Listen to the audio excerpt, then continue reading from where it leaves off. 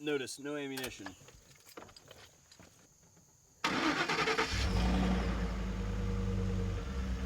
So, one of the things that I've learned is that when you try to provide quality information for people on the internet, if you do it long enough, eventually you're going to come across topics that have some subjective-objective balance, and when you touch those, you're going to piss a lot of people off. And that's what we're going to be talking about here today. We're going to be talking about magazines. Magazines are an integral part of the firearm. They provide a supply of ammunition to the gun. Without a consistent, reliable supply of ammunition, the gun will shut down. So it is in your best interest to use quality magazines. It's almost taboo today to produce a firearm and not include a magazine. Everybody gets pissed if they don't get a magazine with their gun. For the most part, though, most manufacturers include a magazine most of the time. Now, that doesn't mean that your gun shop didn't rip you off. Just throw that out there. That absolutely does happen. Having looked at the numbers, the reason most companies choose the magazine that they choose is price point. And it's all a margins game. So if it costs them an extra $5 a magazine or $3 a magazine, then that may not sound like a big deal to you who's purchasing 1 or 2 or 5 or 10, but if you're purchasing 500 of them, well, that's a bigger deal. This is where I'm going to make some people mad. Polymer magazines are disposable. They're cheap, and eventually they will break down. All equipment will break down. Don't get me wrong. Okay, it will. But if we're talking about how I peg reliability is the scale of a human life. Things made of metal just last longer. I don't think this is really something that we have to argue about. Now, the product that I've been using for my entire life is the DURAMag or C Products magazine.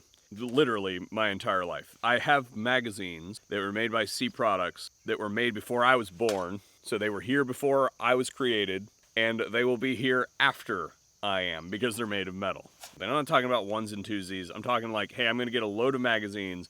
They're going to last me a long period of time, or I'm going to look at them as an investment item that are going to gain in value. Invest in precious metals. There are additional reasons why I gravitate towards the DURAMag over the cheap polymer magazine that is the epitome of engineered obsolescence. These things are available in a whole bunch of colors, you can see. More that I don't have here. But I gravitate towards the blue one, and it's the one that's going to do the most for this demonstration. So this is made of aluminum, and aluminum is great because aluminum does not degrade. And I know somebody's going to say, yeah, everything degrades. Yeah, yes. Not on this time scale of a human life, though. So if I just sat this aluminum magazine on that table over there for 100 years, it would still be there in 100 years. So real quick chemistry lesson. Aluminum is awesome because it automatically oxidizes when it comes in contact with the ambient atmosphere. Iron-containing alloys do this too. We call that rust. Now, aluminum oxide differs substantially from iron oxide in that iron oxide usually gravitates towards the surface and sloughs off. We think of that as a degradative state, rust, versus aluminum oxide. If you are touching aluminum metal that is untreated, unless it just ran through some kind of tool, then you're touching aluminum oxide. So that layer automatically forms and it locks the rest of the metal in below that oxide layer. So whenever you do damage to this magazine, as you can see right there, I've scratched the anodizing. That is aluminum oxide that has formed from that base metal being exposed. So it is a self-healing magazine. Now, on top of that, I mentioned the anodizing. Anodizing is basically inducing that and adding color to it. So the next thing, we can get a firearm here. Metal magazines are much more likely to drop free than a polymer magazine. So polymer magazines, the OD is what's important. There is a balance in an AR between the upper and lower fitment. So if you can't do this, everybody freaks out about fitment on upper and lower receivers. If the upper and lower fitment is super tight, then the magazine needs to be loose. If the magazine well is super tight, then the upper and lower need to be loose. You get to choose. But a magazine that is made of metal is much more likely, especially if it's got anodizing on it, against anodizing to drop free than a polymer magazine. I would also say that that's true on ammunition carriers, so plate carriers and chest rigs and things that have ammunition carriers on them. The magazine is much less likely to bind coming out of that equipment if it's made of metal and has none of that texturing on the side of it. And I would also argue that there are some magazine pouch designs that are incompatible with metal magazines because they are reliant on the texturing and gravity to hold the magazine into place. And I don't really know that that's a really good idea. If it's chipped or cracked, it's not usable. Throw it away. I know that there's this like emotional attachment, especially because of the whole like ban era thing where you couldn't get them, that people think that these last forever. Magazines are disposable equipment. They're just like gas tubes on guns. Eventually they go. A chipped or cracked magazine is trash. Throw it away. Every once in a while a magazine comes up lame and you gotta put it down. A metal magazine is less likely to chip or crack.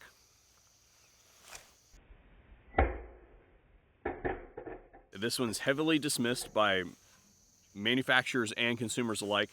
If this magazine is full of ammunition and I drop it on the ground, no rounds will spit out of this magazine. And that's really important. You're like, Kurt, why does that matter? The worst malfunction that you can have in this gun is called a bolt override malfunction. I mean, obviously, if the gun blows up in your face, that would be worse. But the worst functional malfunction that you can have in this gun, the hardest one to clear, is a bolt override malfunction. And what happens is brass or a live round finds itself between the bolt and the charging handle. And what that does is it locks the bolt open about that far. You cannot break the gun in half to get at that thing. You cannot operate the charging handle because you're just going to mash it farther into place. You literally have to attack the gun here or here to get that piece of obstruction out of the action and get it back up and running. The fastest way to receive a bolt override malfunction is to use a polymer magazine. And what happens is if the magazine stack is jostled and it can get a run at the feed lip, that polymer feed lip can flex out of the way and allow more than one or an inopportune ejection of a live round into the space, and that can push up on a piece of brass that's trying to get out and push it up into that space. I've also seen it where you hit it hard enough and two rounds come out, one goes in the pipe, one goes up over top. That one's really ugly, that one's bad because it's dimensionally larger. That will happen much more frequently with a polymer magazine than with a metal magazine because those feed lips are much less flexible. Because of their unique situation, C Products ends up being one of the first companies that companies call when they got new stuff coming out. So you think about it, it makes sense. You get a new gun coming out, you got to have a magazine to feed it. Got new ammo coming out, you got to have a magazine to feed it. So it makes total sense. Case in point, 350 Legend came out a couple years ago, and to my knowledge, and maybe I just live in a small circle, I haven't kept up with the news or whatever, but I'm pretty sure that C Products is the only company that makes a 350 Legend magazine. More important than that, back a few more years, you go to 450 Bushmaster. 450 Bushmaster was great in the state of Ohio. We had to do straight wall cartridges for deer here, rampant reliability problems, and there's a whole group dedicated to this on Facebook of fuddy people that basically try to build these guns themselves that have no idea what they're doing, and they don't realize that the gold standard is the 450 DURAMag. It's a man's gun, my friend. Absolutely.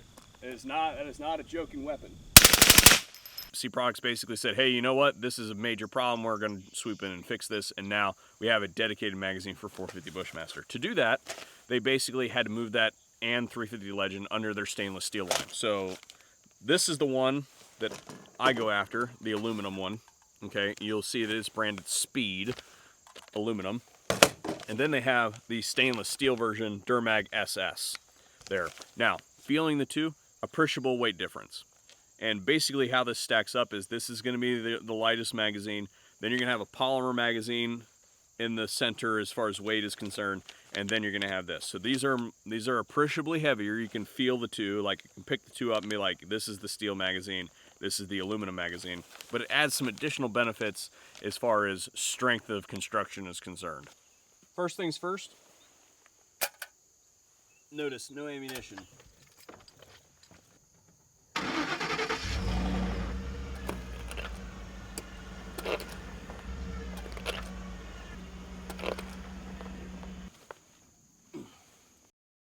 So I haven't reviewed the tape yet, but we did have that base plate move a little bit. I don't know what the mechanism of that moving was, but here we go. See if she works. Yep.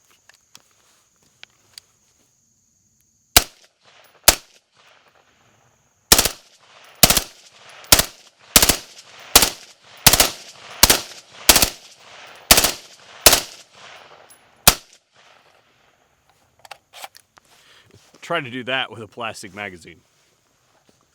So this one we're going to do with 300 Blackout because we can, but the actual like 2 legit reasons are that 300 Blackout has a shorter overall length, so there's space there at the front, and then also this weighs more because the projectiles weigh 220 grains instead of 55.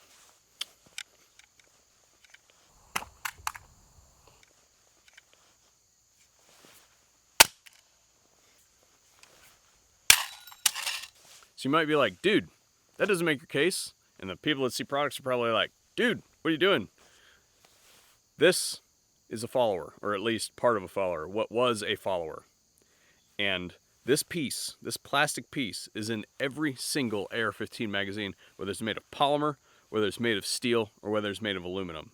I just happened to overpressure the stack by throwing a fully loaded 300 Blackout magazine against that big boulder there. This is what it's supposed to look like. As you can see, that's where our point of failure is. We shattered this plastic piece.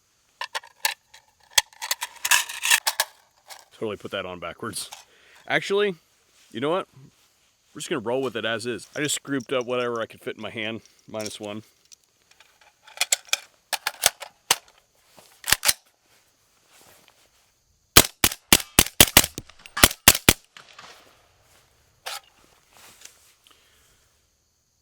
Smash a polymer magazine against a boulder and put it back together.